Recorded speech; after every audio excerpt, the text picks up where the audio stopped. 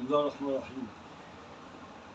سنة 67 أنا ما كنتش التحقت بالجيش، ولكن كان في دمي إن أنا التحق بالجيش وأقاتل، لأن كنت بسمع الأغاني الوطنية. وعلى فكرة أنا وطني أوي أوي أوي أوي، ولحد النهاردة لو استدعوني هروح. وأنا في السن بتاعي ده، أنا النهاردة 74 سنة. لو استدعوني هروح وأقاتل. مصر في دمي، مصر دي في دمي، وفي أي وقت. والحمد لله الحمد لله. طيب سنة 67 أنا ما كنتش في الجيش، كنتش لسه اتجندت، وكنت بسمع الأغاني بتاعت عبد الحليم حافظ، الأغاني الوطنية، وكنت بتشد الأغاني دي وأجري في الشارع وأزعق وأقول يا ريتني معاهم يا ريتني. ده الكلام ده في 67. أنا شاب ما اعرفش حاجه عن الحرب، بس غيرت على بلدي وكده. كنت دايما ان انا يعني اكون في الخطوط بتاعت الجيش. كنت بلعب مصارعه، وفي الوقت ده يمكن انا قلت قبل كده ان انا في تجارب جمهوريه، وسنه 69 الجيش خدني. ولما الجيش خدني طبعا بقيت على القوات المسلحة. فوانا بخدم جيت في وقت من الأوقات ونزلت أجازة. لو أنا في الجيش نزلت أجازة، زميلي بيلعب مصارعة وأنا بلعب مصارعة، فقال لي تعالى اتفرج عليا في النادي بتاعي. ورحت معاه. أنا قاعد بتفرج، وبعدين في اتنين بيلعبوا على التابيه، واحد منهم بياخد حركه، فانا قاعد بقول الله. الكابتن قاعد جنب مني اللي بيدرب، بص لي كده قال لي انت بتلعب؟ قلت له العب ايه؟ قال لي بتلعب مصارعه؟ قلت له لا ما بلعبش. قال لي امال قلت الله على ايه؟ قلت له عشان اوقعه، انا بتجاهل ان انا ما بلعبش. فنادى لزميلي قال له بيلعب مصارعه؟ قال له اه. قال له فين؟ قال له مركز شباب الظاهر مع الكابتن عبد الشهيد. قال لي انت مع الكابتن عبد الشهيد؟ قلت له اه. رجعت بقى قلت له اه. هات له مايوه خليه يتمرن معايا. جابوا لي مايوه، لبست المايوه، وقفت على التابيه. الخصم اللي قدامي بيلعب معايا، انا متجاهل ان انا بلعب مصارعه. الخصم اللي قدامي دخل في وسطي بيمسكني، انا رحت لمم الدراعين، نزلت بيه حاجه اسمها سوبلس. نزلت بيه سوبلس، اتحط على كتافه. الكابتن الله اقعد انت العب انت معاه. الكابتن ده شكل عليا 3 بقيت احطهم على كتافهم. فالكابتن اما شافني كده قال لي في بطولة جمهورية وعايزك تلعب لي. انا تبع مركز شباب الظاهر وجايب له القاهرة، ده عايزني العب له واجيب جمهورية، والكلام ده وانا في الجيش. فانا قلت له يا كابتن انا في الجيش. قال لي هجيب لك جواب وخليك تنزل تتمرن معايا لحد اليوم بتاع البطولة. يا كابتن قال لي مالكش دعوه هجيب لك. انت بكره هنا؟ ايوه يا كابتن. الجواب هيجي لك. جاب لي جواب ومختوم من اتحاد المصارعه، قال لي تدي لي القائد بتاعك، التدريب هيبقى 3 ايام في الاسبوع. خدت جوابي اديته للقائد، شافه صدق ووافق ان انا انزل اتمرن، وبقيت انزل اتمرن معاه. جينا يوم البطوله كان منعقد في مركز شباب عابدين، الكلام ده وانا في الجيش. في الوقت ده الكابتن بتاعي اللي دربني وعلمني المصارعه موجود هو وزمايلي. اللي جاب لي الجواب هلعب له. الكابتن اللي دربني وانا جايب له قبل كده القاهره وقف يبص لي كده، انا هطلع على الميزان اتوزن. الكابتن ده واقف كده والكابتن ده واقف كده. الراجل بتاع الميزان، انا طلعت على الميزان بيقول لي هتلعب باسم مين؟ ما عرفتش ارد. الكابتن اللي دربني واقف كده والكابتن اللي جاب لي الجواب واقف كده. هتلعب باسم مين؟ مش عارف ارد، مع ده ولا مع ده. واحد يقول له الظاهر، الكابتن ده يقول الظاهر، وده يقول مركز شباب غمره، وده يقول الراجل بتاع الميزان هتلعب باسم مين؟ اتحطيت في موقف محرج، اللي دربني واللي جايب لي الجواب. انا متدرب وبتعلم في الظاهر، قلت مركز شباب غمره اللي جاب لي الجواب. الكابتن اللي دربني بشتيمه وقالها لي، تهت ما بقتش عارف انا. وجينا بعد ما اتوزنت، كنت بلعب ريشه. يعني ايه ريشه؟ كان وزن 60 كيلو. وجينا دخلنا الاوضه اللي هنلعب فيها في مركز شباب عابدين، وعلى التبيت البساط واقفين، والخصم اللي قدام مني هيلعب معايا. انا واقف على التبيت تايه من ايه؟ من اني ازاي انام، ازاي اقول لده، وازاي اللي جربني، مخي بقى مشتت. في حاجه اسمها كلنشات، بقينا نلعب مع بعض كلنشات، اجي اخد الحركه وهو ياخد مني الحركه، لحد ما انا باخد منه حركه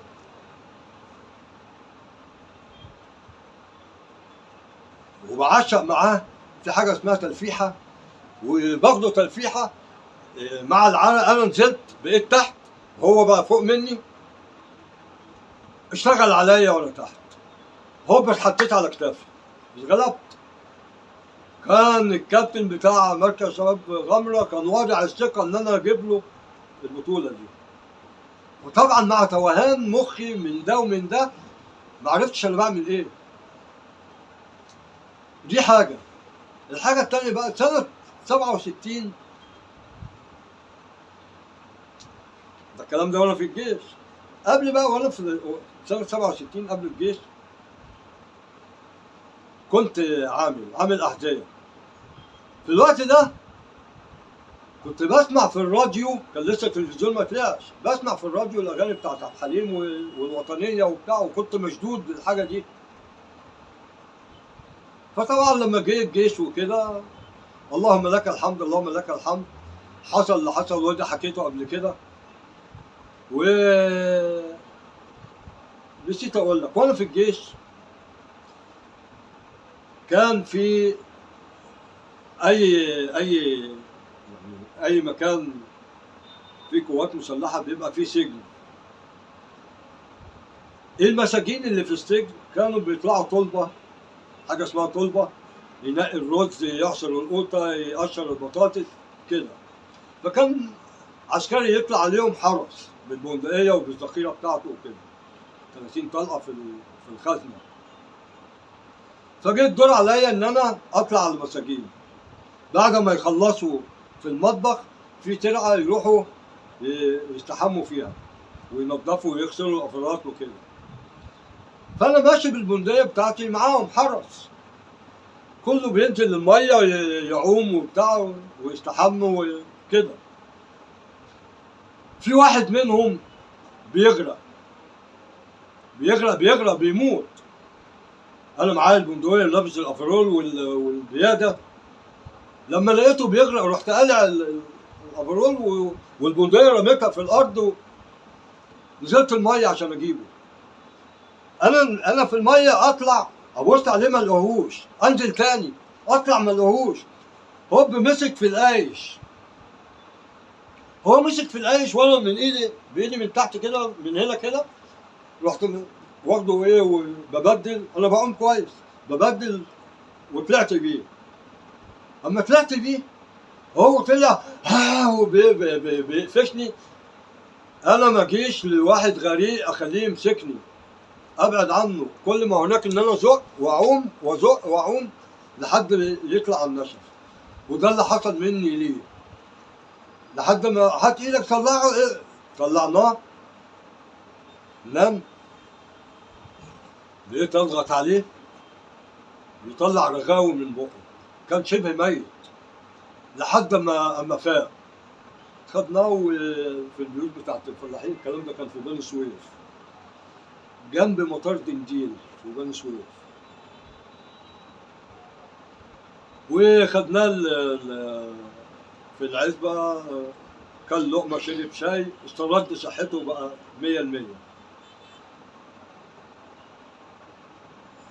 في حاجات تضحكي وفي حاجات ما تضحكيش، يعني بمعنى أصح في وقت من الأوقات كنا بنخدم في كوم إشيم. كوم إشيم دي فين؟ منصورة. منصورة تبع الفيوم. الفيوم. تبع الفيوم، تبع الفيوم، في غابات. ف ظلام، الدنيا ضلمه، القاده الضباط وقائد الكتيبه وبتاع عايزين يبقوا في نور، عايزين ينوروا الصحراء دي. كان يحصل ايه؟ كل 10 افراد من السريه تعالى اركب العربيه ينزلوا على الهرم. والله ده اللي كان بيحصل، مع ان ده ما يضحكيش. ينزلوا على الهرم، في الهرم احكي ولا اسكت؟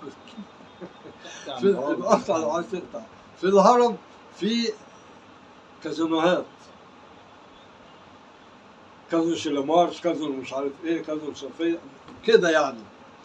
فننزل من العربيات ونطلع السور وننط جوه. ده بعد ايه بقى، الساعه 2 3 بالليل يكون كله مشي.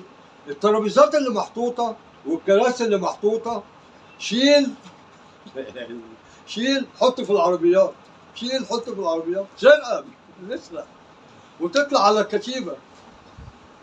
طيب عايزين ننوروا، اطلع على الطريق كده صحراء وكده صحراء، في عمدان نور، العربيه تخش في العمود، وقع العمود وسط السلك، شيل العمود حط في العربيات. لا اله الا الله. يلا هوبا تطلع على الكتيبه، حط العمدان. مين الكهربائي فيكم؟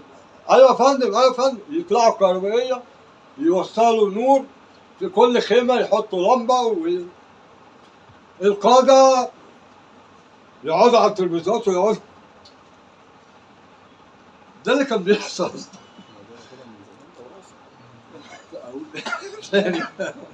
طيب عايزين نتكلم على لما جه خبر وفاة جمال عبد الناصر. يعني لا يعني حضرتك لا ما كنتش ما اعرفش. طيب ما اعرفش. لان وفاة عبد الناصر يعني كنت انا يعني بعتبر مستجد، يعني من 1/7/69 كنت بعتبر مستجد ولا ايه؟ يعني عرفتوا الخبر ازاي؟ كنت حضرتك فين؟ لا انا ما يعني ما اكذبش عليك واقول لك لا. ما تفتكرش الحدث نفسه؟ ما افتكرش. لا. طيب هل كان في تخوف بعد وفاة جمال عبد الناصر من الرئيس اللي كان جاي بعد منه ايا كان الاسم؟ لا بالعكس، ده احنا يعني الرئيس اللي جه بعد منه برضه تدريب قتالي وكان اوعر كمان، كان اوعر، يعني حاجه جامده. يا فندم احنا كنا بنطلع تدريب قتالي، يعني ايه 24 ساعه تطلع، بيتعمل موقع هيكلي. يعني ايه موقع هيكلي؟ يعني شبه دبابات، شبه عربيات، شبه موقع هيكلي، اكني عدو يعني في المكان ده، وبنروح نشتغل عليه بالذخيره الحيه. طب اثناء التدريب كان بيحصل ايه؟ بنقف مثلا على تبه عاليه كده، وبعدين انت ما مسكتش قنبله قبل كده، تدريب ما مسكتش قنبله قبل كده وما تعرفش حاجه عنها، بتتدرب على قنبله اسمها RG4 وRG5. دفاعيه وهجوميه. فندم؟ دفاعيه وهجوميه. برافو عليك. فمن هنا كان الضابط يقف على حافة التبة وانت واقف جنبه، يشد التيلة يحدفها فوق كده في الجو، وقف تلقفها عشان تحدفها بسرعة. تخيل بقى القنبلة دي لو وقعت في الأرض ايه اللي كان هيحصل؟ بوم، تنفجر. فكان يشد التيلة ويحدفها كده، وقف تلقفها تروح أو لو حدفها. حصل تاخير، فندم، او لو حصل تاخير برضه. او لو حصل تأخير. ده كان اثناء التدريب. طيب لما كنا نطلع نشتغل على موقع هيكلي، الموقع ده مثلا ايه؟ بذخيره حيه، قنابل والارباجيه واللي معاه بندقيه واللي معاه رشاش، اكن عدو قدام منك وبتتعامل، وهو ما فيش عدو بس هيكلي. زي مثلا ايه لما بتروح ضرب النار، ضرب النار والشخص هيكلي بتضرب بتنشن عليه، نفس النظام ده. فالموقع ده ايه مره اشتغلنا عليه، يجي بعد كده بعد عده ايام ولا بتاع ايه نروح نشتغل. في الوقت ده كان في، انت معاك القنبله بتشد التيله وبترمي قنبله بوم، كان في قنابل بتكدب. يعني ايه بتكدب؟ يعني ما بتنفجرش وبتبقى مرميه. فاحنا رايحين المشروع ده وماشيين، في قنبله في الارض، زميلي بيشوطها برجله، شاطها، جري وراه بيشوطها برجله، عملها كوره، جري وراه بيشوطها، راحت بوم منفجره. زميلي ده وقع، الشاذ بقى في جسمه، ما ماتش، اتشال اتحط في العربيه راح المستشفى، بقوا يطلعوا له الشاذ ده في اثناء التدريب. وحكيت لك طبعا اما حصل لنا دور اعياء ده اتسجل. فمن ضمن التدريب برضو. طيب انا اكلت الكبده بتاعت الكلب بمناسبه ايه؟ كان في فريق اسمه محمد فوزي، والفريق محمد فوزي ده كان جاي هو ولواءاته وعقدائه وبتاع جايين يتفرجوا علينا. فالمقصود منه ايه؟ ان انت واقف على تبه عاليه، ومن فوق التبه دي انت بتنط بتبقى تحت. لما بتبقى تحت المعلمين وكده واقفين والضباط وكده، في حاجه اسمها ايه؟ عش وغراب بيطلع منه نار، في سلك شائك واطي انت تحت منه وبيتضرب عليك نار، بتعديه وبيتضرب عليك نار. في عد هاجي لك في الكلام ده. فجيت دور عليا ان انا ايه انط وابقى تحت، وكل حاجه ايه يعني مش صايحه، بتنط كده يعني. فكان مده في كلب رابطينه في صاري. يعني ايه صاري؟ هنقول عمود. الكلب متعلق مربوط في الصاري، وانت معاك البندقيه فيها سمك، بتجري اكن عدو. بقى الكلب ده اكن عدو، بتجري بتطعن الكلب وبتجري وبتصيحه، كل ده بتصيحه. شوف بقى كم واحد بيطعن الكلب ده، الاحشاء بتاعته بتنزل. جه دوري، ارجع ثاني يا فداي، خد الكبده وكلها، كل حاجه بتصيحه، مره وسخنه. شافني وانا متفتة، ارجع تاني يا فداي، جابها بالرمل، افتح بقك واندخ. كلتها بالرمل واندخ، والرمل. اكمل بقى بعد تطعين طعن الكلب ده، بتجري تحت السلك الشائك ده وبتزحف وبتعديه وبتضرب عليه بذخيره حيه. نار، حاجه اسمها عش غراب زجزاج، بتجري والنار طالعه. في ساتر عالي بتطلع بتنط، تطلع الساتر ده وبتنط من الناحيه الثانيه وبتجري. في مانع مائي بتخش بتجري فيه. في زي حوض، زي حوض، والحوض ده كده كده كده، ده كده ده ايه؟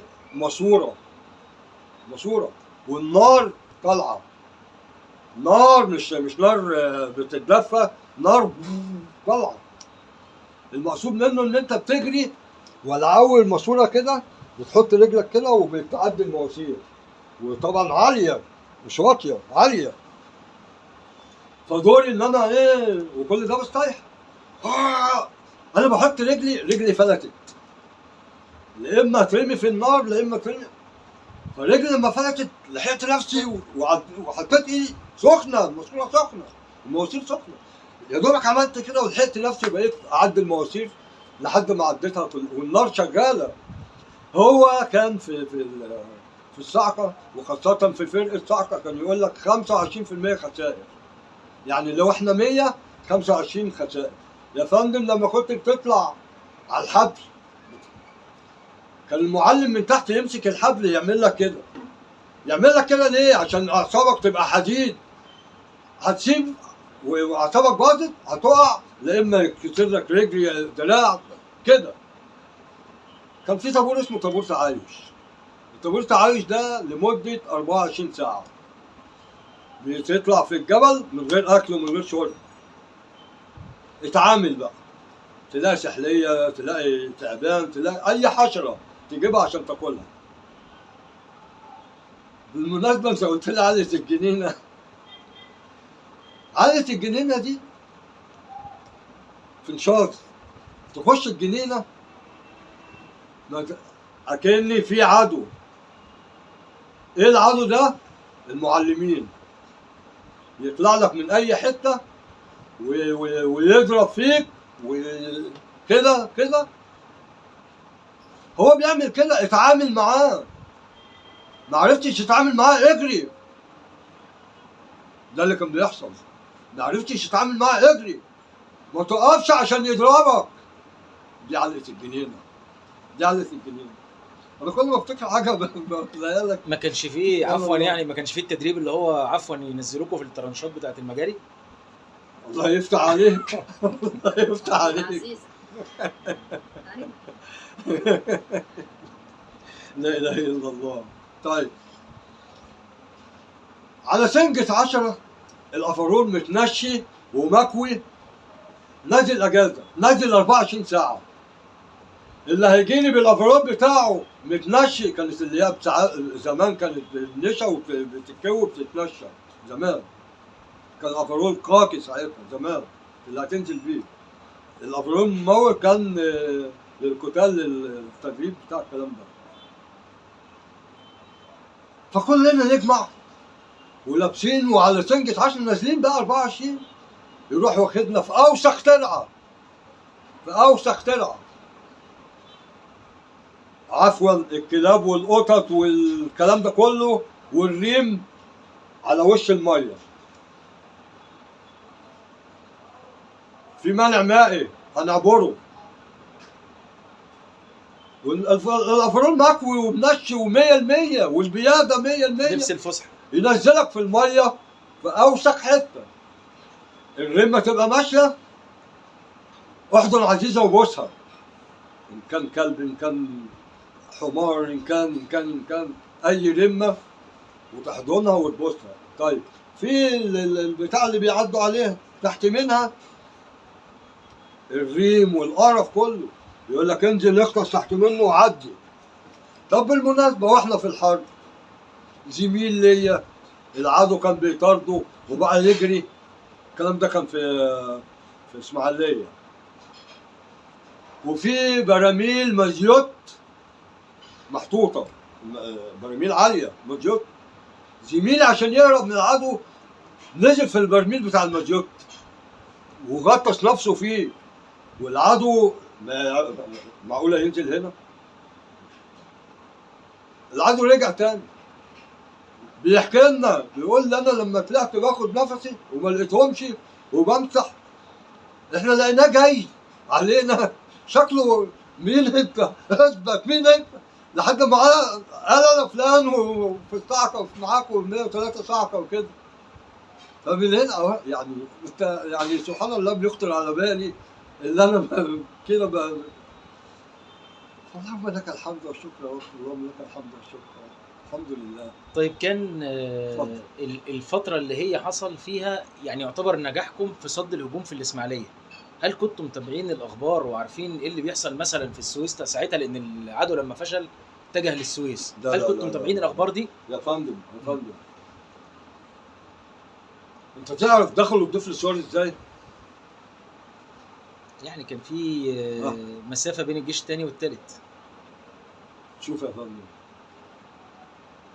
دخولهم الضفر سوار، دخولهم الضفر سوار من ناحية البحيرات المرة، كويس؟ وكان في كتيبة مشاة موجودة في المكان ده. سنة 67 وحكينا قبل كده، سنة 67 احنا انهزمنا، خدوا مننا دبابات وخدوا مننا عربيات. في 73 دخلوا بيها، استخدموها وحطوا العلم المصري عليها. كتيبة المشاة جالهم أوامر إن يروحوا يتعاملوا في الحتة الفلانية، سابوا حاجة اسمها مؤخرة بتاع 10 15 فرد في المكان ده. لما جم عشان يخشوا الثغرة، العربيات والدبابات مصرية وعليها علم مصر. العساكر المؤخرة اللي شافوا الدبابات والعربيات جاية، مصريين مصريين، ارفع البوابة. رفع البوابة، العربيات والدبابات دخلت في الأفراد، قضوا عليهم. من هنا خشوا لحد أبو سوير 33 كيلو، لحد أبو سوير في إسماعيلية. هي دي كانت الثغرة، وخدوها من هنا كده. فأي تعليق بقى تاني ما يعني في ناس كتير تقول لك إيه، السادات طرد الروس. هو السادات طردهم؟ ما طردهمش، ما طردهمش. ده بالمعروف، بالمعروف. زي مثلا ايه، واحد خادم جاي ليك وبتقول له ايه متشكرين قوي. هو اللي كان جايب الروس مين؟ عبد الناصر الله يرحمه. ليه؟ عملوا قواعد صواريخيه هنا، ومن ضمن القواعد انا كنت جنب منهم في بني سويف، جنب مطار دنديل، وكانوا جنب مني، وكنا بنصب على بعض ونسلم على بعض. الروس كان جايبهم ليه عبد الناصر؟ عشان امريكا. ما هو كان في الوقت ده الند بالند امريكا وروسيا. السادات لما جه يخش حرب، يعني بالعربي كده، متشكرين منكم مع السلامه. ما مش هقول اكتر انا من كده، ومش هخش في حاجات. هو ده اللي حصل، والروس مشيت، والراجل ابتدى تخطيط حرب. تخطيط الحرب ده جاي من وراه حاجات كتير قوي قوي قوي. بمعنى لما يجمع الوزراء، وزير الري، وزير الاسكان، وزير السكه الحديد، وزير مش عارف ايه، ويقعدوا على مائده كده، احنا بيخش لنا قد ايه من السكه الحديد؟ قد كده يا فندم. بيخش لنا قد ايه من وزير الري؟ قد كده يا فندم. بيخش لنا من الكهرباء قد كده يا فندم. بندي للروس قد ايه؟ قد كده يا فندم. طب احنا هنقول للروس، انا بجيبها بالبلدي كده، هنقول للروس متشكرين، وبدل الفلوس اللي بياخدوها هنصرفها على عيالنا. وده اللي حصل. انما بقى في ناس تقول لك ده طردهم. طرد ايه؟ هو خناقه ولا بتاع قتل؟ لا لا لا لا لا، ده اللي حصل. فانا مش هتكلم اكتر من كده. طيب حضرتك انهيت الخدمه 74 ولا 75؟ دفعه ايه؟ دفعه صلاح ولا دفعه نمر ولا والله يعني انا ما عنديش خلفيه. ما تفتكرش التاريخ؟ لا لا لا. ليه بقى؟ يمكن على وقت انا ما كانش فيه، على وقت انا ما كانش فيه دفعه فلان ودفعه فلان. ما كانتش متسميه اسميه دفعه يعني. لا ما كانتش، على وقت انا ما كانش فيه. طيب قضيته الفتره اللي هي من بعد المعركه اللي حصلت في القريه اللي حضرتك بتقول عليها، يعني المفروض في نفيشه، يعني في محيط نفيشه، فضلتوا موجودين هناك لغايه امتى؟ يعني بعد الاشتباك اللي حضرتك حكيته. اقول لحضرتك هو جه علينا العيد الصغير، كان يوم وقفة لكن النهار كان يوم هو المفروض كان 22 اكتوبر، وبعدين اسرائيل استغلت بس دخلت السويس بقى بعيد يا عنكم. فندم انا بقول لك اهو، يعني تقريبا كده كان يوم كام انا مش فاكر. رسمي كان المفروض 22 يا اكتوبر، فندم رسمي كان 22 اكتوبر يوم وقفة لكن النهار المفروض. ده لحد 28 بقول لك. ايوه ما هو استمر بقى، هم فضل ده الموضوع لحد العيد الكبير واحنا موجودين هناك. تمام. ما هو المفروض ان اسرائيل بقى انسحبت خالص لما بعد ملاحظات ال 101، كان الكلام ده في يناير 74. الله يفتح عليك. وفي العيد الكبير جالنا لحمه بقد كده، وانت على فكره اللي كنت تعمل الفته كعسكريين يعني، ونقعد وناكل كده. يعني حضرتك كنت متواجد في المنطقه دي لغايه وقف اطلاق النار، وبعدين رجعت مثلا على الكتيب مكان الكتيبه تاني للتمركز بتاعك. بالظبط كده. طيب نستأذنك بقى في كلمه، الاثنين مهمين. كلمه لشباب مصر الاول، يعني شوف حضرتك شباب مصر النهارده انا بشوف بعيني، وده اكبر غلط. بنرجع للعدو برضه، لاسرائيل بتلعب دور لشبابنا النهارده. ايه هو المخدرات والكلام الفارغ. انا بشوف بعيني ازاي انت تبقى شاب وبدل ما تبقى كده، اشوفك كده واشوفك بتتطوح. امال اما تخش الجيش وتحارب، هتحارب ازاي؟ هتمشي بال 80 كيلو ازاي اللي انا كنت بمشيهم؟ هتلعب لياقه؟ ما عندكش. انا في سني النهارده 74 سنه، اللياقه موجوده والحمد لله رب العالمين. اللهم لك. وده من ايه؟ عشان تقول عمر رياضي. لو ما فيش رياضه ومسكت سجاره، بلاش الحشيش، وبشرب سيجاره، عمري ما هلاقي نفسي. عمري ما هلاقي. انا في سني مش قادرين يمشوا، وبحمد الله الحمد لله رب العالمين. اللهم لك الحمد، اللهم لك الحمد. في سني اصغر مني، وتشوفه تقول ده اكبر منك، وفي الوقت نفسه مش لاقي نفسه. ولا من ايه؟ من القرف. انا بنصح الشباب يا ريت يبعد عن المخدرات ويبعد عن البلاوي اللي بالجنه دي. بيدمروكوا، مش عايزينكم تبقوا اسوياء، مش عايزينكم تبقوا حلوين، عايزينكم عشان هم يعرفوا ياخدوا مصر ويعرفوا ياخدوا البلاد العربيه. هم عايزين كده. هو زمان ايام عبد الناصر كان في حاجه اسمها وحده عربيه. زمان كنا بنحيي العلم واحنا في المدارس، تحيا الجمهوريه العربيه المتحده. النهارده بيتقال ايه؟ بيتقال ايه يا يوسف؟ علي صوتك مش سامع. جمهورية مصر العربية. ليه كنا بنقول زمان الهتاف ده والنهارده الهتاف ده؟ كان في وحده زمان بيننا وبين سوريا. فكان والوحده العربيه مكتمله. العدو الغرب بمعنى اصح كان بينادي ويقول احنا مش قد العرب، احنا مش قد العرب. الغرب اللي هم النهارده بقوا اقوى منك، احنا مش قد العرب. العرب لو اتحدوا احنا مش قدهم. النهارده عرفوا يفرقوا العرب. النهارده سوريا فين والاردن فين ولبنان فين النهارده بلاش كده ولا كده. ايه اللي بيحصل في السودان النهارده؟ دمار. اللي بيحصل في اليمن ايه النهارده؟ دمار.